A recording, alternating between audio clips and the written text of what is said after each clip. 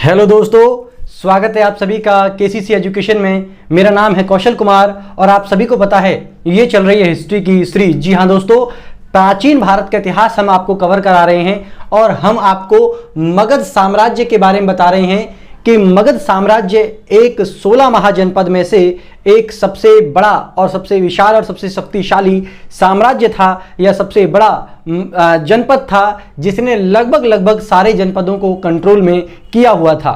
तो हम इसमें बता रहे हैं आपको कि ये जो मगध जनपद है इसकी स्थापना कैसे हुई और इसमें जो शासन हुआ वो 7 वंशों का शासन हुआ। तो हमने आपको बताया था कि इसकी स्थापना हर्यक वंश के जो हमारे शासक थे जिनका नाम था बिंबिसार, उन्होंने हमारा इसकी स्थापना करी। लेकिन बाद में हमारा यहाँ पर शिशुनाग, जी हाँ शिशुनाग ने हमारा हर्यक वंश के अंतिम शासक नागदस की हत्या कर उसको मारकर शिशुनाग वंश की स्थापना करी। तो फिर आपका मगध साम्राज्य पर शिशुनाग वंश का हमारा शासन होता है।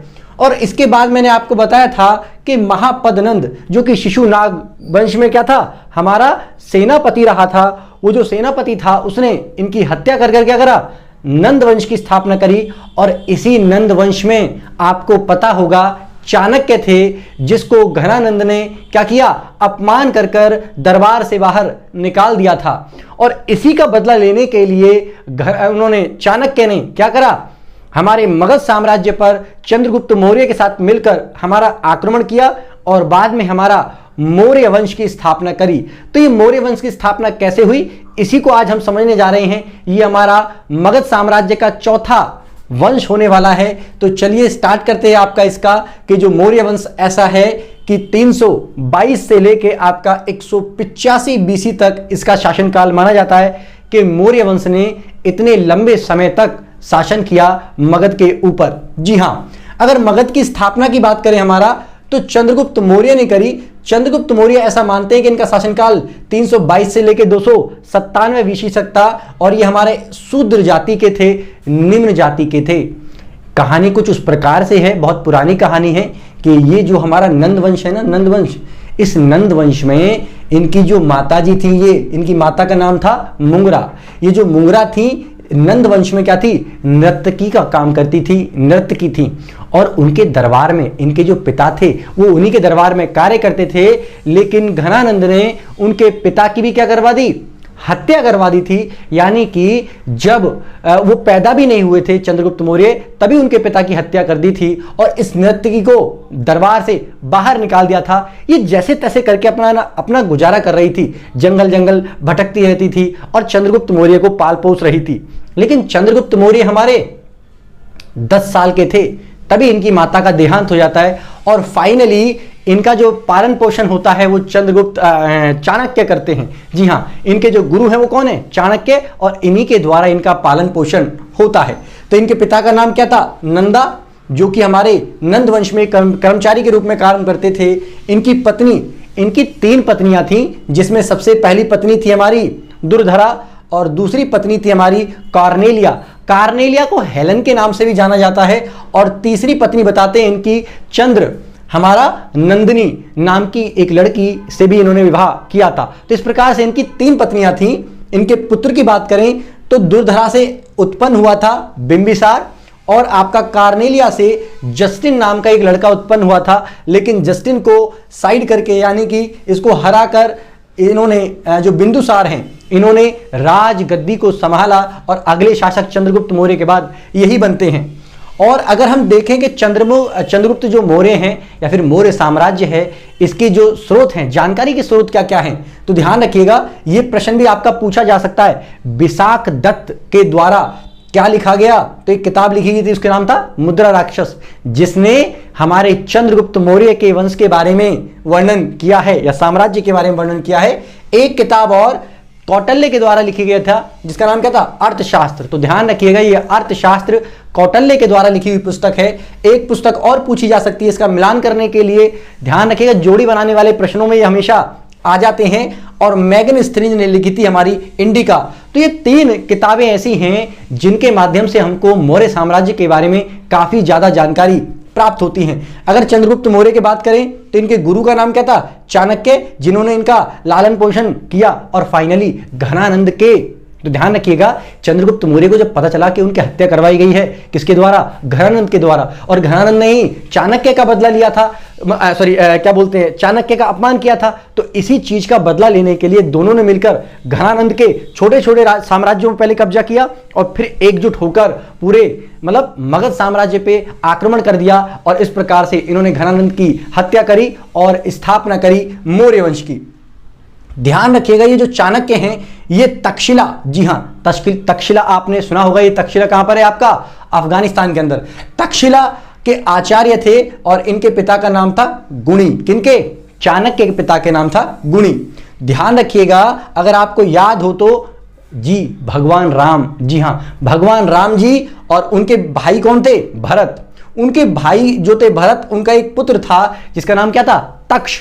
और इसी तक्ष ने तक्षशिला का निर्माण करवाया था या स्थापना करी थी। तो आई होप आपको इतना समझ में आया होगा। आगे देखिएगा, चंद्रगुप्त मौर्य मगध, मतलब चंद्रगुप्त मौर्य जब अपने शासनकाल में थे तो उनके समय में जो राजधानी थी वो क्या थी? पाटलिपुत्र थी। ध्यान रखिएगा, पाटलिपुत्र राजधानी इनके समय में थी। और अगर हम बात करें तो 305 ईस्वी में, जी हां 305 ईस्वी में जो हमारा सेल्यूकस निकेटर है वो उन्होंने भारत पे आक्रमण किया, लेकिन ये हार जाते हैं। इनको कई बार बंदी बना लिया जाता है, कम से कम 2 बार बंदी बनाया जाता है इनको। और फिर तीसरी बात में फाइनली हमारा हार मान लेते हैं और फिर हाथ पाथ जोड़ लेते हैं और फिर अपनी पुत्री का विवाह क्या बोलते हैं चंद्रगुप्त मौर्य के साथ कर देते हैं। तो इस प्रकार से, और ये कौन है याद है? नहीं, सेल्यूकस कौन है? सेल्यूकस याद करो, मैंने बताया था कि जब घनानंद के समय में किसने, हमारे जो यूनान का एक सबसे बड़ा राजा था, नाम क्या था उसका? हमारा अलेक्जेंडर ने हमारा आक्रमण कर दिया था, मतलब सिकंदर जिसको हम कहते हैं। तो सिकंदर का आक्रमण हुआ था, लेकिन सिकंदर मतलब मगध साम्राज्य पे आक्रमण करता है, लेकिन वो आक्रमण करके जीत नहीं पाता है और ना सफल हो पाता है। क्यों? क्योंकि उसने जब आक्रमण किया था तो एक नदी थी, व्यास नदी, आपको पता होगा व्यास। तो व्यास नदी का उस समय पे बहाव बहुत ज्यादा था, जिसकी वजह से उसकी सेना या वो व्यास नदी को पार नहीं कर पाते हैं, तो मगध साम्राज्य तक वो पहुंच नहीं पाते हैं। और फाइनली वो उनको मतलब बिना मतलब जीते ही मगध साम्राज्य को वापस लौटना पड़ता है और वो यूनान को चले जाते हैं। उसी समय पे उनके सेनापति थे जिनका नाम था सेल्यूकस। तो इन्होंने सिकंदर की मौत के बाद कसम खा ली थी कि मैं भारत पर विजय हासिल करूंगा, लेकिन फाइनली ये भी हार जाते हैं और अपनी पुत्री का विवाह करवा देते हैं, जिनका नाम क्या था? हमारा कार्नेलिया। कार्नेलिया की सुरक्षा व्यवस्था को देखते हुए या उनकी जांच पड़ताल, उनकी खैर खबर रखने के लिए इन्होंने एक दूत भी भेजा। तो यूनान का एक दूत भी आया था जिसका नाम क्या था? हमारा मैग्नेस्थनीज। और इसी मैग्नेस्थनीज ने नाम एक पुस्तक लिखी थी जिसका नाम क्या था? इंडिका। तो प्लीज ध्यान रखिएगा, ये सेल्यूकस का एक देवदूत या फिर ऐसे मान लीजिए राजदूत था जिसका, और वो कभी भी था, जिसका नाम क्या था? हमारा मैग्नेस्थनीज। ठीक है, तो ये चंद्रगुप्त मौर्य के दरबार में आए थे। अगर हम बात करें तो चंद्रगुप्त मौर्य ने लगभग 24 वर्षों तक शासन किया है और इसने गुजरात में, जी हाँ गुजरात के सौराष्ट्र में एक सुदर्शन झील, जी हाँ सुदर्शन झील का निर्माण भी इन्होंने ही करवाया था। तो ये निर्माण करवाया था सुदर्शन झील का किसने? चंद्रगुप्त मौर्य ने। इसकी जानकारी कहां से मिलती है? तो रुद्रदामन के जूनागढ़ अभिलेख से प्राप्त हुआ है कि सुदर्शन झील का निर्माण हमारा चंद्रगुप्त मौर्य ने करवाया था। आगे अगर आप देखोगे तो एक पॉइंट ये भी याद रखिएगा कि एक समय में मगध साम्राज्य में अकाल पड़ा, और अकाल जब पड़ा तो उस समय पे चंद्रगुप्त मौर्य लगभग बूढ़े हो चुके थे। तो फिर राजपाट किसको दे दिया उन्होंने? बिंबिसार को, अपने पुत्र को उत्तराधिकारी घोषित कर एक ये आपका भद्रबाहु, ये जैनियों की एक शाखा, जैनियों के 2 शिष्य थे लास्ट में महावीर जैन के, एक तो स्थूलबाहु और एक आपका भद्रबाहु। स्थूलबाहु तो वहीं रुके, लेकिन जो भद्रबाहु हैं ये हमारे दक्षिण में कर्नाटक की ओर आए थे अपने अनुयायियों के साथ। तो क्योंकि ये इन्होंने भी बाद में हमारा बौद्ध धर्म जैन धर्म वगैरह में विश्वास करने लगे थे, इसीलिए ये भद्रबाहु के साथ कहां पर आ गए? हमारा दक्षिण में आ गए। तो दक्षिण में हमारे ये कहां पर आ गए? कर्नाटक में आ गए। कर्नाटक में एक जगह है आपका क्या? श्रावण बेलगोला नाम की। तो श्रावण बेलगोला के अंदर ये आए, वहां पर काफी समय तक ये रहे। फिर ये बीमार पड़ गया अचानक वहां पर, और लगभग 298 बीसी में इनकी मृत्यु वहीं पर हो जाती है। तो चंद्रगुप्त मौर्य की मृत्यु कहां पर हुई है? कर्नाटक के श्रावण बेलगोला में हुई है 98 BC में। इसके बाद इनका शासनकाल आता है चंद्रगुप्त मौर्य के बाद बिंदुसार का। ध्यान रखिएगा, बिंबिसार और बिंदुसार में अंतर है। वो बिंबिसार हर्यक वंश के थे और ये बिंदुसार हैं जो कि चंद्रगुप्त मौर्य के बेटे हैं। इनको बिंदुसार नाम इसलिए कहते थे क्योंकि इनकी पूरी बॉडी पर लगभग लगभग दाने दाने थे, बिंदु बिंदु थी, तो इसलिए इनका नाम रख दिया गया बिंदुसार। ठीक है ना, तो बिंदुसार थे। इनके पिता का नाम क्या हमारा चंद्रगुप्त मौर्य, इनकी माता का नाम दुर्धरा, क्योंकि ये दुर्धरा के हमारे बेटे थे। ऐसा माना जाता है कि लगभग इनकी पटरानियां कितनी थी, 16 पटरानियां थे इनकी, और इनके पुत्र 101 पुत्र, इनके 101 पुत्र बताते हैं। लेकिन इनमें भी सबसे बड़ा पुत्र का नाम है हमारा क्या, सुशीम। लेकिन इससे छोटा पुत्र का था अशोक था, और अशोक बाद में क्या कर देगा, इसको हमारा सुशीम की हत्या कर देगा और अपने बाकी सारे भाइयों की भी हत्या कर देगा, और अशोक का शासन फिर चलेगा। ये वही अशोक हैं जिनको अशोक सम्राट कहा जाता है या महान सम्राट अशोक कहा जाता है। तो ध्यान रखिएगा, इनके बारे में भी हम चर्चा करने वाले हैं। लेकिन देखिएगा कि जो हमारे बिंदुसार हैं, इनका अन्य नाम क्या हमारा, मित्रघात। तो मित्रघात क्यों, क्योंकि मित्रघात का मतलब होता है दुश्मनों का नाश करने वाला। तो इसके समय में डायमेक्स, जी हां, इनके समय में एक डायमेक्स नाम का व्यक्ति था यूनानी, जो कि इनके दरबार में आया था। ध्यान रखिएगा, तो सवाल पूछा जा सकता है।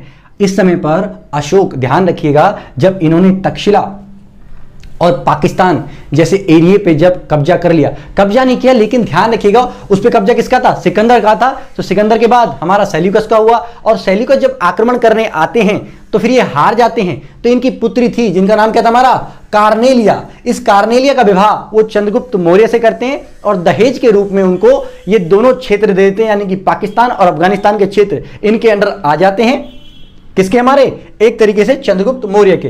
तो उनसे ट्रांसफर होकर बिंदुसार के पास आए। लेकिन इस समय पे बिंदुसार के समय में कश्मीर साम्राज्य के अंदर थोड़ा सा जनता के द्वारा इनका विद्रोह कर दिया जाता है, जिस विद्रोह को दबाने के लिए पहले तो सुशीम को भेजा जाता है, लेकिन ये मतलब एक तरीके से सफल नहीं हो पाता है, और फाइनली अशोक को भेजा जाता है। अशोक थोड़ा सा क्रूर था, कट्टर था, इसीलिए वो जाता है वहां पर और सारे लोगों का खात्मा कर देता है जो उनके खिलाफ थे, और इस तरीके से वहां पर पूरी की पूरी स्थिति को कंट्रोल करता है। और फाइनली स्थिति को कंट्रोल करने के बाद वह श्रीनगर की स्थापना भी करता है। तो ध्यान रखिएगा, जम्मू कश्मीर की जो पहले राजधानी हुआ करती थी, या जम्मू की जो राजधानी वो क्या है आपका, श्रीनगर। ध्यान रखिएगा, जम्मू कश्मीर अभी राज्य नहीं रहा है, वो केंद्र शासित प्रदेश हो गया है। तो जम्मू कश्मीर की जो राजधानी है श्रीनगर, उस श्रीनगर की स्थापना किसने करी, अशोक ने करी थी। तो ऐसी हमारी जो जानकारी है वो कहां से मिली है, रजत रंगनी नाम की एक पुस्तक है, वहां से ऐसी जानकारी मिलती है।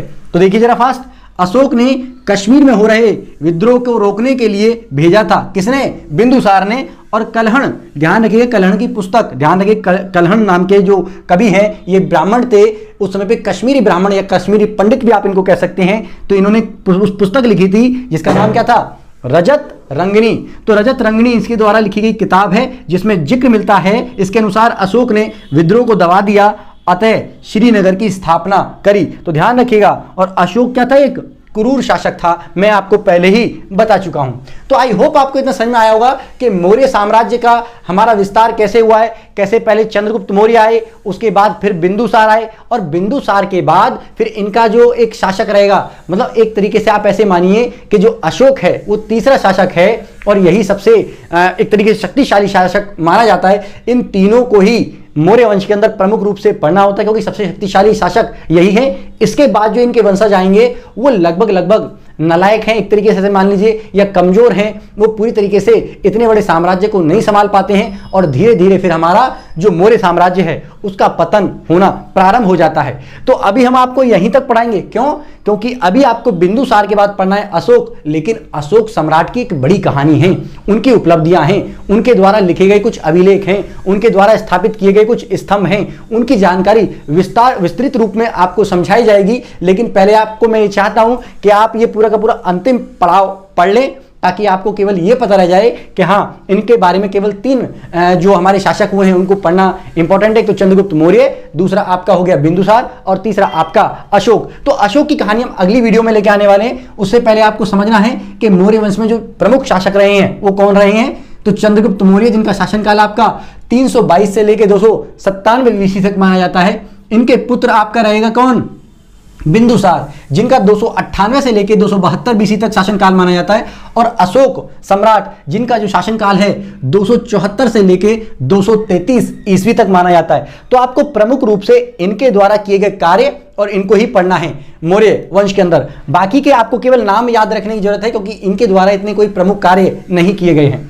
इनका अगला शासक था अशोक के बाद दशरथ, जिसने 232 से लेकर 224 तक शासन किया है। और फिर था हमारा संप्रति, जिसने 224 से लेकर 215 तक शासन किया है। फिर आपका कौन, सलीशुक, और इसने हमारा 215 से लेकर 202 तक शासन काल किया है। और फिर है आपका देव बर्मन, जिन्होंने 202 से लेकर 195 बीसी तक का शासन किया है। फिर है आपका क्या, सतधनबन, और इन्होंने 195 से लेकर आपका 187 बीसी तक शासन किया है। और फिर इनके अंतिम शासक रहते हैं हमारे कौन, बृहद्रथ। ध्यान रखिएगा, मौर्य वंश के अंतिम शासक कौन, बृहद्रथ। इन्होंने शासन किया आपका 187 बीसी से लेकर 185 बीसी तक। और इनका ही एक सेनापति था जिसका नाम क्या था, पुष्यमित्र। ध्यान रखिएगा, इनका एक सेनापति था मौर्य वंश के अंतिम शासक कौन, बृहद्रथ। और आपका इनका जो सेनापति था उसका नाम था पुष्यमित्र। और यह पुष्यमित्र बृहद्रथ की हत्या कर देगा, और हत्या करने के बाद